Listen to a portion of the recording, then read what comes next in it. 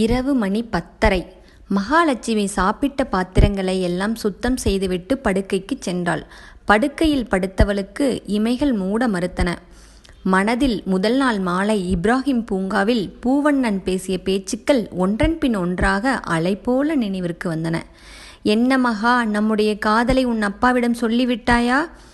இன்னும் சொல்லவில்லை. நேரம் பார்த்து கொண்டிருக்கிறேன். வாய்ப்பு கிடைக்கும்போது சொல்லிவிடலாம் என்று இருக்கிறேன்.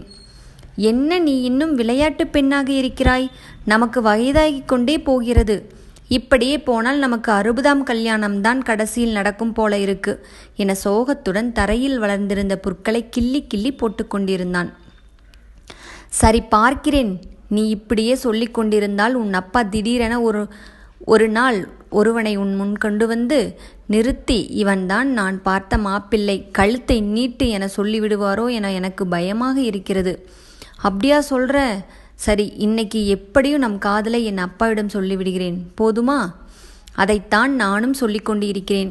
காலத்தை கடத்தாதே, சொல்லிவிடுகிறேன். கேட்டவுடன் என்ன செய்வார்? எல்லா அப்பாக்களைப் போல் தாம் தூம் என குதிப்பார். என்ன, எல்லா அப்பாக்களும் தான் பார்க்கும் பையனைத்தான் தன் பெண் திருமணம் செய்து கொள்ள வேண்டும் என வீம்பு பண்ணுவதும் உண்டு.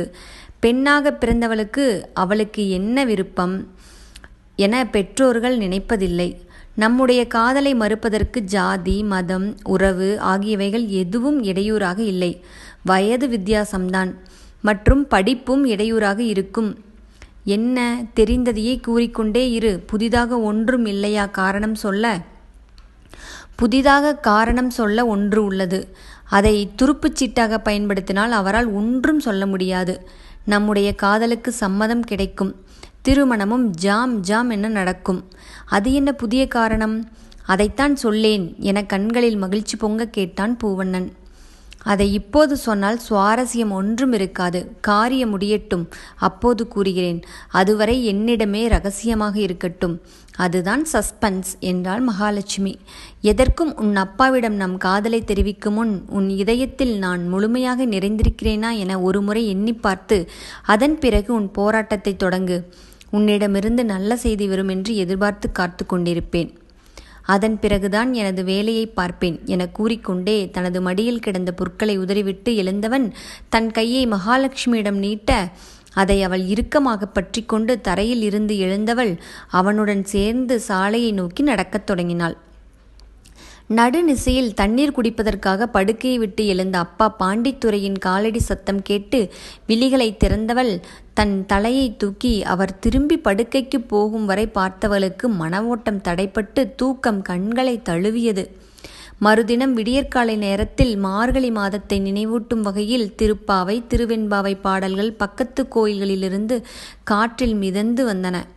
அத்துடன் மகாலட்சுமி கலந்து கொண்டிருந்த காஃபியின் மனமும் சேர்ந்து பாண்டித்துரையை சமையலறை பக்கம் இழுத்தன. அப்பாவை பார்த்து மகாலட்சுமி, அப்பா, காஃபி எடுத்து கொள்ளுங்கள் என்றாள். காஃபியை சுவைத்து குடித்தவர், உன் திருமணத்தை பற்றி நான் கேட்டதற்கு பதில் என்னம்மா என்றார். நல்ல வேளை, நாம் தொடங்குவதற்கு முன்பாக அப்பா முந்திக் கொண்டார். இதுதான் நல்ல விஷயம். நம் காதலை சொல்லிவிட வேண்டியதுதான் என மனதில் நினைத்து கொண்டு அப்பாவிடம் பேச வேண்டியதை ஒரு தடவை ஒத்திகை பார்த்து கொண்டாள் மனதில். அப்பா, எனது திருமணத்திற்கு நீங்கள் சேர்த்து வைத்திருக்கின்ற பணத்தை அதிக வட்டி கொடுக்கும் நம்பகமான வங்கியில் டெபாசிட் செய்து அதில் கிடைக்கும் வட்டியை கொண்டு சந்தோஷமாக செலவு செய்து கொண்டிருங்கள்.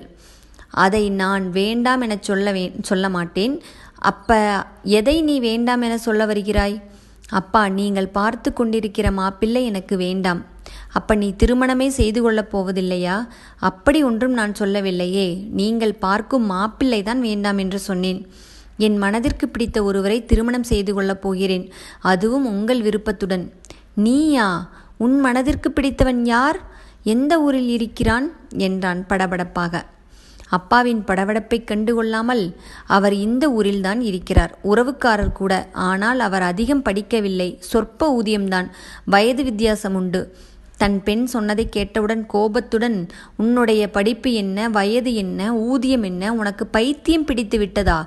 அத்துடன் படிப்பும் ஊதியமும் குறைவான, வயது அதிகமான உள்ளவனை திருமணம் செய்து கொள்ளப் போகிறாயா? யார் அவன் என்றார் எரிச்சலூட்டுடன். அவர் ஒரு கம்ப்யூட்டர் மெக்கானிக். பெரிய கடை வீதியில் சென்டர் வைத்திருக்கிறார். என் அம்மாவின் தம்பி, எனக்கு தாய்மாமன், உங்களுக்கு மச்சினன், எனக்கு முறைப்பையனும் கூட. அதை கேட்ட பாண்டித்துரை உடலில் உள்ள இரத்த நாளங்கள் எல்லாம் கொதித்தது. கோபமாக, என்ன பேசுகிறாய்? அவன் வயது என்ன, உன் வயது என்ன? யோசித்தாயா? அவனை நீ கல்யாணம் செய்து கொண்டால் உன் வாழ்க்கை சிறப்பாக அமையாது. அப்பா, நான் நல்ல யோசனை செய்துதான் இறுதி முடிவு எடுத்திருக்கிறேன். அவரின் படிப்பு குறைந்தது யாரால் தெரியுமா? அது அவனுடைய அப்பா அம்மாவால் தான். அப்பா, நீங்க சொல்றது தப்பு. அவர் படிப்பு தடைப்பட்டதற்கு முக்கிய காரணம் நீங்க தான். என்ன சொல்கிறாய் நீ? ஆமாம், நீங்கள்தான். நன்றாக தெரிந்துதான் சாதாரண குடும்பத்தில் பிறந்த பெண்ணை, அதாவது என் அம்மாவை திருமணம் செய்து கொண்டு அவர்களுடைய வாழ்நாள் முழுவதும் அதை கொண்டு வா, இதை கொண்டு வா என அவர்களை அம்மா வீட்டிற்கு அனுப்பி வாங்கி வரச் சொன்னவர் நீங்கள்தானே? ஆமாம், கேட்டேன். அதில் என்ன தப்பு? பெண்ணை பெற்றவர்கள் செய்ய வேண்டியதைத்தான் நான் கேட்டேன். கேட்டது தப்பு இல்லை. ஆனால் வசதியில்லாதவர்களிடம் நச்சரித்து பொங்கல் சீர், தீபாவளி சீர் வாங்கி கொண்டு வா, இல்லையேல் அங்கேயே இருந்துவிடு என பயமுறுத்தி வாங்கியதால் எனது தாத்தா கடைசியில் தான் வாழ்ந்த சொந்த வீட்டை விற்க வேண்டிய நிலைக்கு தள்ளியது நீங்க தானே? இதனால் மனமுடைந்த என் தாத்தா இறந்து விட்டார்.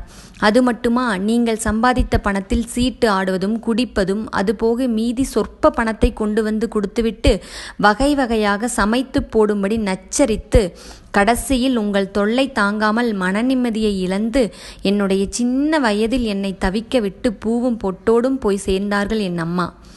அம்மா இறந்த பிறகுதான் நான் வளர்ந்தது, படித்தது எல்லாம் என் பாட்டியிடம்தான். தாத்தா இல்லாததால் குடும்பத்தை காப்பாற்றவும் என்னை நல்ல முறையில் படிக்க வைப்பதற்கும் என் மாமா தன் பள்ளி படிப்பை பாதியில் முடித்து கொண்டு கிடைத்த வேலைக்கு சென்று சம்பாதிக்க வேண்டிய நிலை ஏற்பட்டது. ஆமாம், அதற்கென்ன? அப்படி இருந்தும் நான் ஓய்வு பெற்ற போது கருணை அடிப்படையில் என்னுடைய அலுவலகத்தில் கிடைத்த வேலையை நீ ஏன் ஏற்றுக்கொண்டாய்? உங்களை பற்றி முழுமையாக எனக்கு தெரிந்து இருந்தும் நான் உங்கள் அலுவலகத்தில் வேலைக்கு சேர்ந்தது தவறு ஒன்றுமில்லை. ஒரு தந்தை தன் பெண்ணிற்கு வேலை வாங்கித் தருவதும் திருமணம் செய்து வைப்பதும் முக்கிய கடமையாகும். நான் நினைவோடுதான் முடிவெடுத்து சொல்கிறேன். உங்களால் படிப்பை தொடர முடியாமல் வாழ்க்கையை தொலைத்தவரும் என்னுடைய வளர்ச்சிக்காக பாடுபட்ட என் தாய்மாமனுக்காக என்னால் ஆன பிராய்ச்சித்தம் நான் அவரை திருமணம் செய்து கொள்வதுதான். இப்ப என்னை என்ன செய்ய சொல்ற என தழுதழுத்த குரலில் அரைமனதோடு கேட்டார் பாண்டித்துரை. அப்பா, நீங்கள் ஒன்றும் செய்ய வேண்டாம். இப்போது ஒன்றும் நீங்கள் செய்யாமல் இருந்தால் அதுவே எனக்கு போதுமானது. இப்போது பார்த்து கொண்டிருக்கிற மாப்பிள்ளை வேண்டாம் என முடிவிடுங்கள். அப்புறம் என் மனதிற்கு பிடித்த என் தாய்மாமனை, அதாவது உங்கள் மச்சானை, உங்கள் முழு சம்மதத்தோடு எனக்கு திருமணம் செய்து வைத்து சந்தோஷமாக இருங்கள். உன் மாமனை, அதாவது என் மச்சானை உனக்கு திருமணம் செய்து வைத்தால் உங்கள் இருவரின் படிப்பு, வருமானம், வயது வித்தியாசம் எல்லாம் சரியாகிவிடுமா? சொல்.